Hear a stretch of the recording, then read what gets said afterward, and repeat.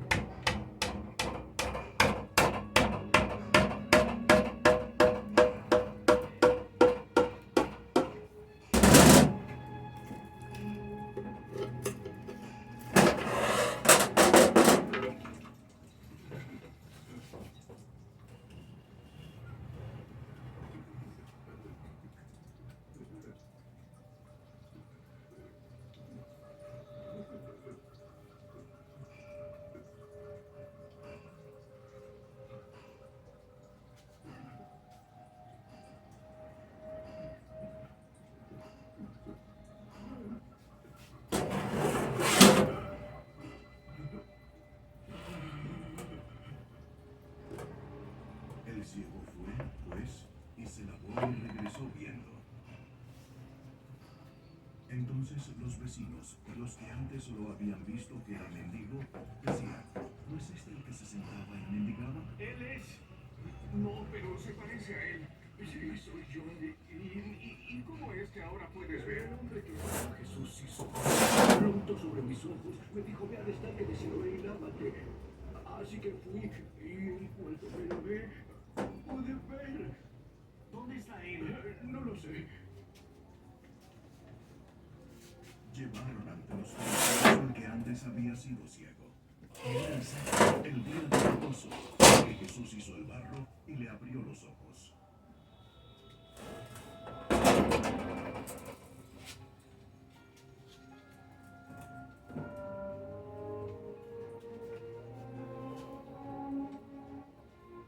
Por eso los fariseos volvieron también a preguntarle cómo había recibido la vista. Él puso mano sobre mis ojos y me lavé. Y ahora puedo ver. Este hombre no procede de Dios, porque no guarda el día de reposo. ¿Cómo puede un hombre pecador hacer tales señales como estas? Y había división entre ellos. Puesto que te abrió los ojos, ¿qué dices tú de él? Es un profeta. Pero los judíos no le creyeron que había sido ciego y que había recibido la vista hasta que llamaron a sus padres. ¿Es este su hijo? El que ustedes dicen que nació ciego. ¿Y cómo es que ahora puede ver? Sabemos que este es nuestro hijo y que nació ciego.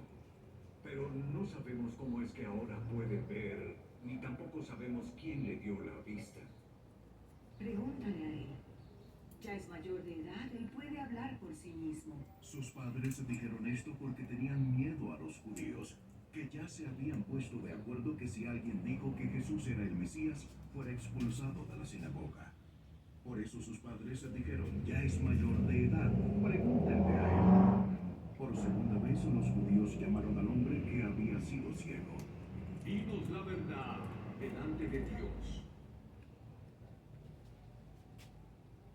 Nosotros sabemos que ese hombre es pecador. Si es un pecador, yo no lo sé. Solo sé una cosa. Yo era ciego. Y ahora veo.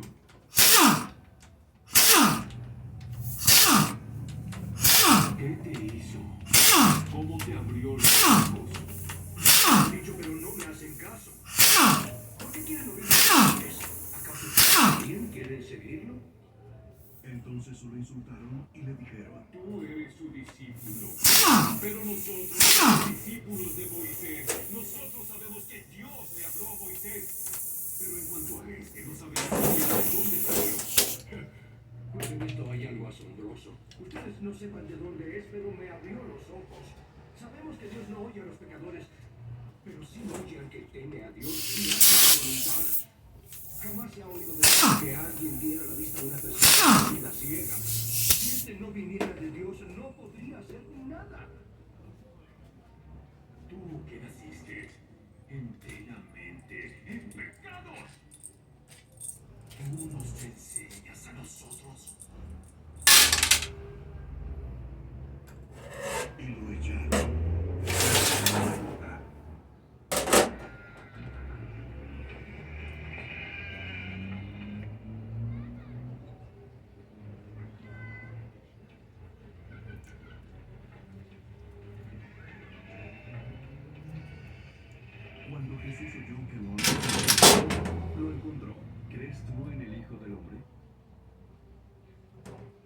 quién es, Señor, para que yo crea en él.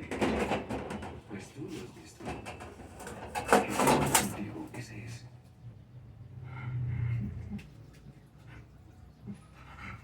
Creo, Señor. Y se puso de rodillas delante de Jesús. Yo vine a este mundo para juicio. Para los que no ven, vean. Y para los que ven, se vuelvan ciegos. Algunos de los fariseos que estaban con él oyeron esto y le preguntaron: ¿Acaso nosotros también somos ciegos?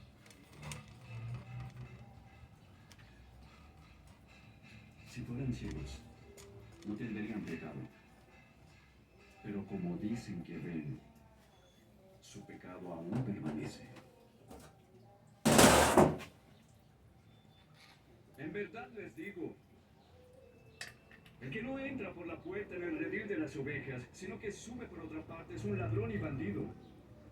Pero el que entra por la puerta es el pastor de las ovejas.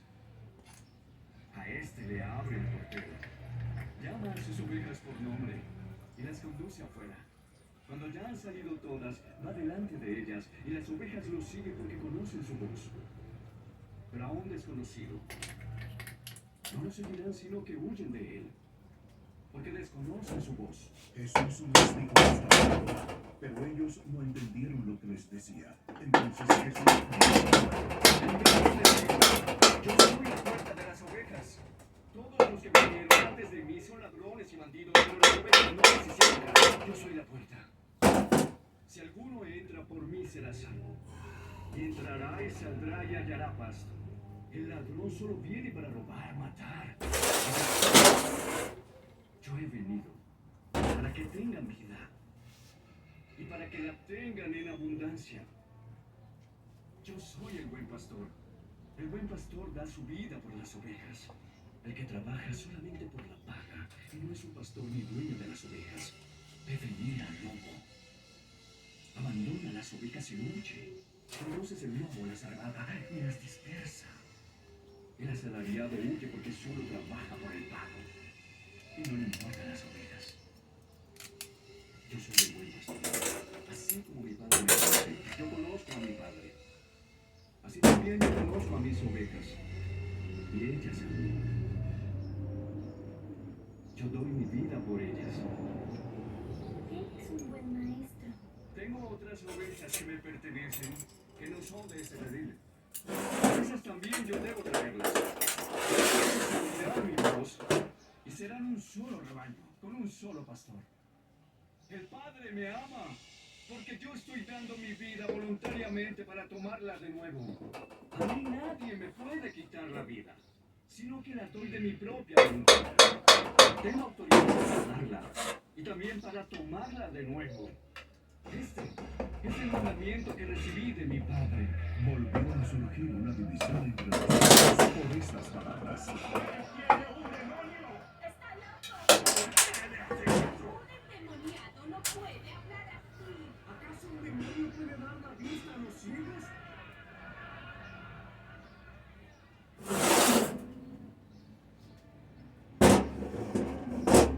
Era invierno y se celebraba en Jerusalén la fiesta de la dedicación.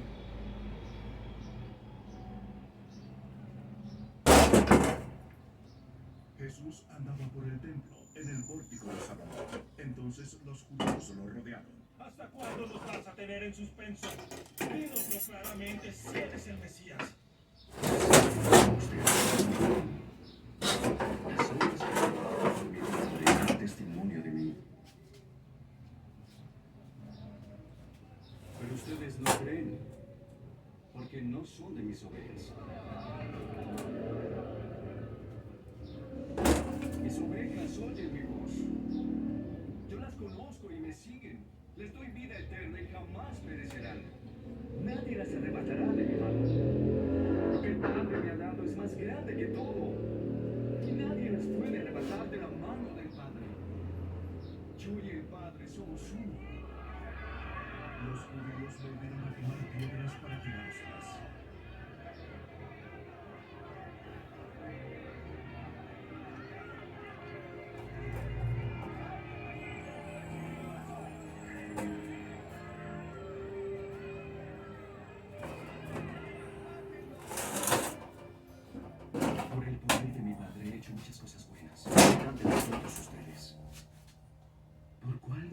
ustedes me van a apedrear. No te apedreamos por ninguna buena obra que has hecho, sino por blasfemia. Y porque tú, siendo hombre, eres Dios.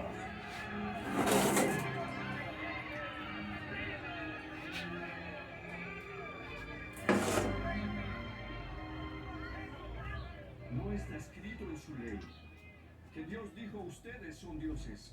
Sabemos que la escritura es verdadera. Y si Dios llamó dioses a aquellas personas, ¿a quienes dirigió su mensaje? En cuanto a mí, a quien el Padre santificó y envió al mundo, ¿cómo pueden decir tú blasfemas? Porque dije, yo soy el Hijo de Dios. Entonces no me crean. Si yo no estoy haciendo las obras que hace mi Padre, pero sí lo estoy haciendo. Aunque ustedes no crean en mí, tan solo crean en las obras que yo hago. Para que sepan y entiendan de una vez que el Padre está en mí y yo estoy en el Padre.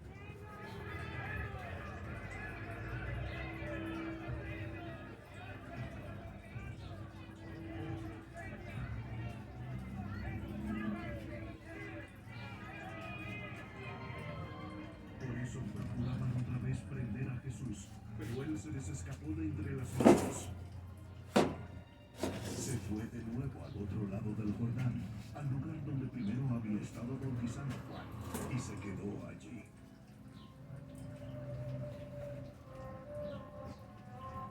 Muchos vinieron a él y decían, aunque Juan no hizo ninguna señal, sin embargo, todo lo que Juan dijo de este era verdad.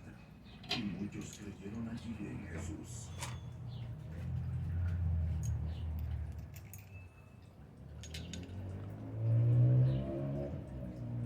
Estaba enfermo cierto hombre llamado Lázaro, de Betania, la aldea de María y de su hermana Marta. Esta María fue la que ungió al Señor con perfume y le secó los pies con sus cabellos. Era su hermano Lázaro, que estaba enfermo. Entonces mandaron a decir a Jesús, Señor, el que tú amas está enfermo. Cuando Jesús lo oyó, dijo, esta enfermedad no es para muerte, sino para la gloria de Dios, para que el Hijo de Dios sea glorificado por medio de él.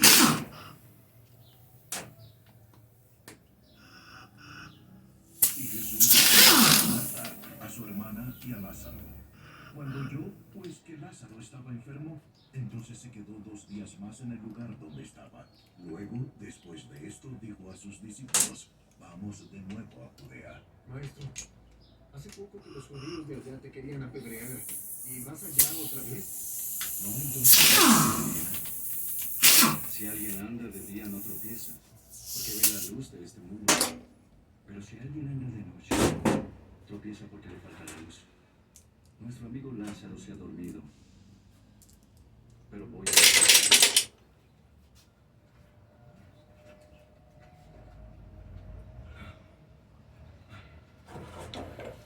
Si se ha dormido, se pondrá bien. Jesús había hablado de la muerte de Lázaro, pero ellos creyeron que hablaba literalmente del sueño. Entonces Jesús les dijo claramente, Lázaro ha muerto. Y por causa de ustedes, me alegro de no haber estado allí. Para que crean.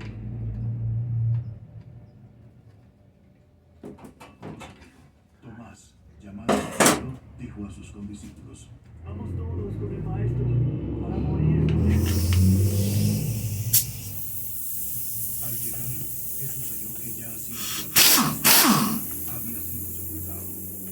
Betania estaba como a 3 kilómetros de Jerusalén, y muchos judíos habían venido a la casa de Marta y María para consolarlas por la muerte de su hermano. Marta, cuando oyó que Jesús venía, lo fue a recibir, pero María se quedó en casa.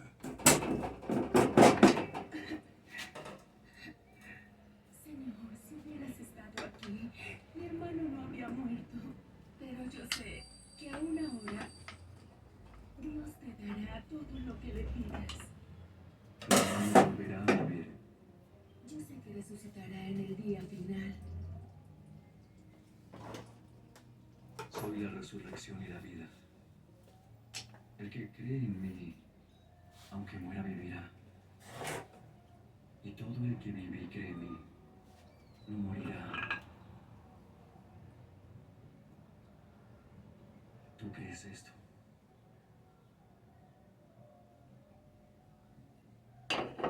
Sí, Señor.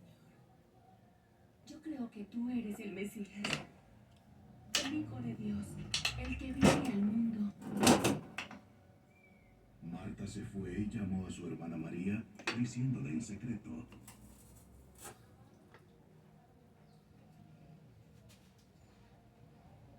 El maestro está aquí. Está preguntando por ti. Tan pronto como lo oyó, María se levantó y fue hacia él. Jesús no había entrado en el templo, estaba en el lugar donde Marta lo había encontrado. Los judíos que estaban en la casa consolándole a María la siguieron al ver que se levantó de prisa y salió, suponiendo que iba al sepulcro a llorar.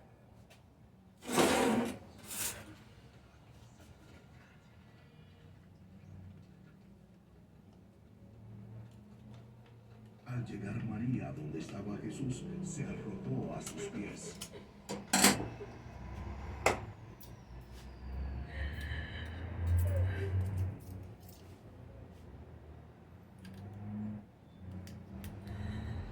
Señor.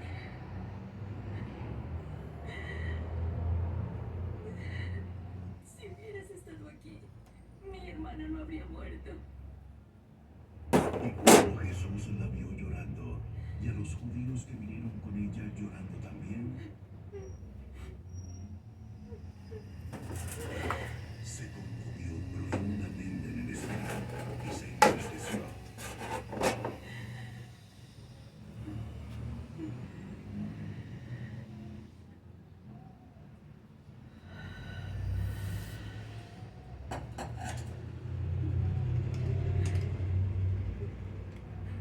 ¿Dónde lo pusieron? Ven y ve, Señor.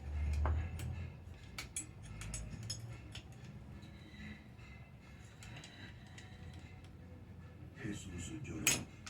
Por eso los judíos decían: miren cómo lo amaba. Pero algunos dijeron: ¿no podía este que abrió los ojos del ciego haber evitado que Lázaro muriera? Jesús, de nuevo profundamente conmovido, fue al sepulcro, que era una cueva con una piedra puesta sobre ella. Quiten la piedra. Hace 4 días que murió. No te dije que verías la gloria de Dios. ¿Sí crees?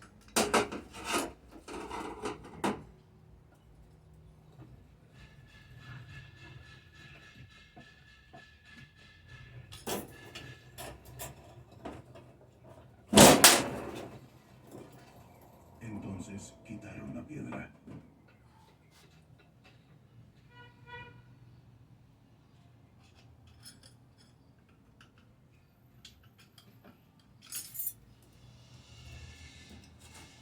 Jesús alzó los ojos y dijo: Gracias, Padre, por oírme.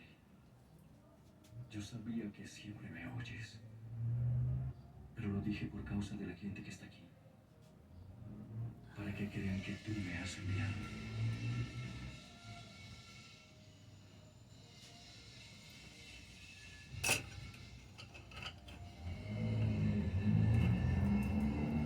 Habiendo dicho esto, gritó con fuerte voz: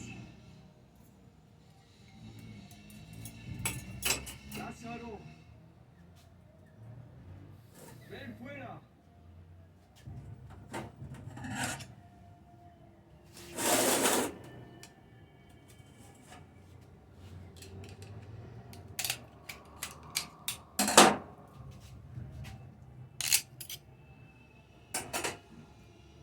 Y el que había muerto salió, los pies y las manos atados con vendas, y el rostro envuelto en un lienzo.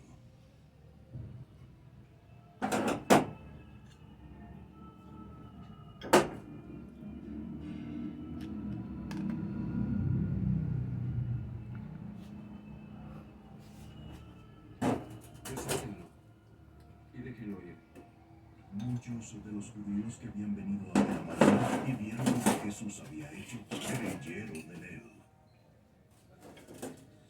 Pero algunos de ellos fueron a los fariseos para contar lo que Jesús había hecho. Ellos, con los principales sacerdotes, convocaron un concilio y decían: ¿qué hacemos? Este hombre está haciendo muchas señales milagrosas. Si lo dejamos seguir así, todos van a creer en él. Y los romanos vendrán y nos quitarán nuestro lugar y nuestra nación. Así es. Uno de ellos, Caifás, que era sumo sacerdote ese año, les dijo: Ustedes no saben nada.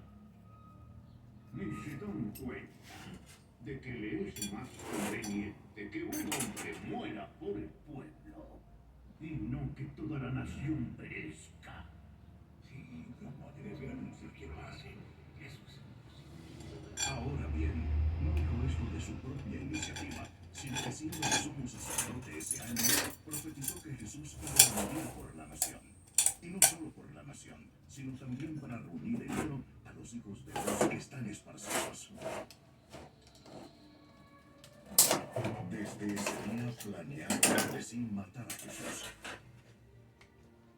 Por eso Jesús ya no andaba abiertamente entre los judíos, sino que se alejó a la región cerca del desierto, a un pueblo llamado Efraín, donde se quedó con sus discípulos.